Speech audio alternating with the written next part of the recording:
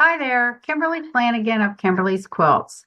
I'm a former Handi Quilter National Educator, and I continue to teach classes remotely via Zoom on a monthly basis. And I recently posted a video on trace area and how to use it. I had one of my students reach out to me and say, I watched your entire video, but you didn't show them how to use trace area to create an echo design, which is something that I regularly share when I'm teaching the trace area class. So I decided to pop back on here and show real quickly how you can use trace area and creating a multi-point area to actually do an echo around your design. If you'd like to see the first video on how to do that, I'm going to put the link in the descriptions and you can go back and see how to create a multi-point area and use trace area to stitch around either an applique, a block, or whatever it is that you'd like to, and not have to use rulers. But I'm going to pick up from the assumption that you've watched that video and I've already pulled in this design and I've created a multi-point area around it. Now, how would I stitch this out and then make this an echo design? Since I have my area already defined, I simply have to go into Pro Stitcher and hit the trace area button right over here in the lower right hand corner. And you'll see that once I hit that trace area and have that active, and then I hit run, it is going to go to my first start point and start stitching out. And you can see here that it is stitching my area, not my design. So once it's complete, what happens if I want to do an echo? Well, it's actually pretty easy. If you come back into your Modify tab and we deactivate by hitting this little black button or the little X down here says Select None, and I have my area active. If I select my area by using this little icon right here in the ribbon, the second icon in, and then I go to modify, it's turned my area green, which means I can now do something to it and change it. If I come in here and I say resize, I make sure that my lock aspect ratio is on. You can now see my size right now is 4.22. A couple of things you need to keep in mind when you're doing echo.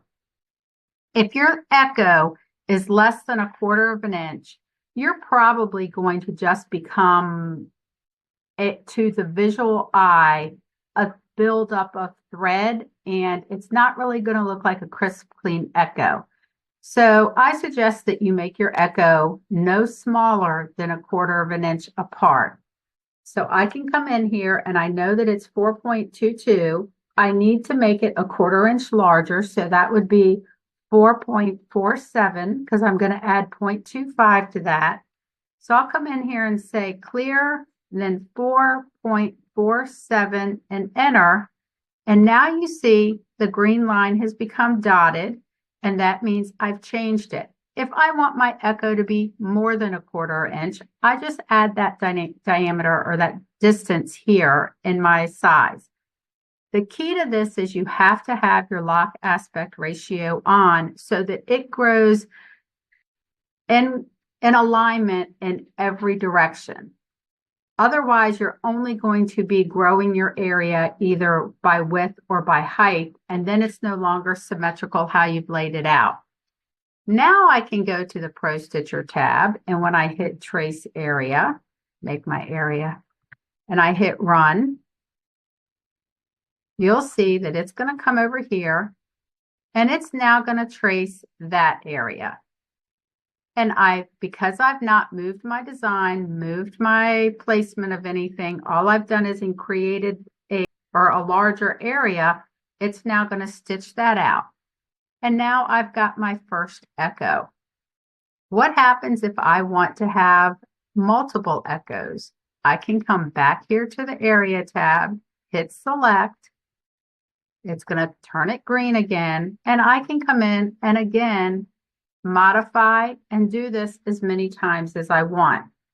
What if I want to come in here and I want to create a quilting channel around this echo?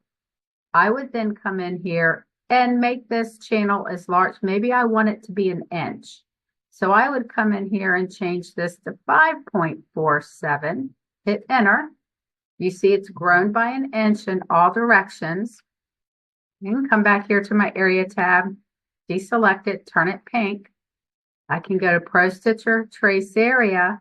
And when I stitch this one out, I've now created a 1-inch quilting channel, or like what I like to call it as a quilting opportunity. Maybe I want to put some wishbones or ribbon candy or something to just quilt that area to draw attention to the 1/4-inch channel I created. Now what happens? I've got that channel created. Now I've got 3 echoes, and I'm doing something fun and interesting visually to this design. I can come back to my area, select it again, and if I really, really want to draw attention to this, I can come in here and I can grow this by another 1/4 inch. So another 1/4 inch for the 5.47 would be, let's see, let's do the math, 5.73. So I come in here, clear it, and do 5.73. And if that's the wrong math, guys, sorry, that's not why I'm doing this. I can come in here now, turn my area off, come back into Pro Stitcher, make sure trace area is selected. And I will have now created 4 echoes by creating my multi-point area once. And in my echoes, I've used the opportunity to create a quilting channel for additional quilting to draw more attention to this. I hope this has helped you guys understand how you can combine trace areas and resizing that area to create an echo without having to use any type of ruler or anything else.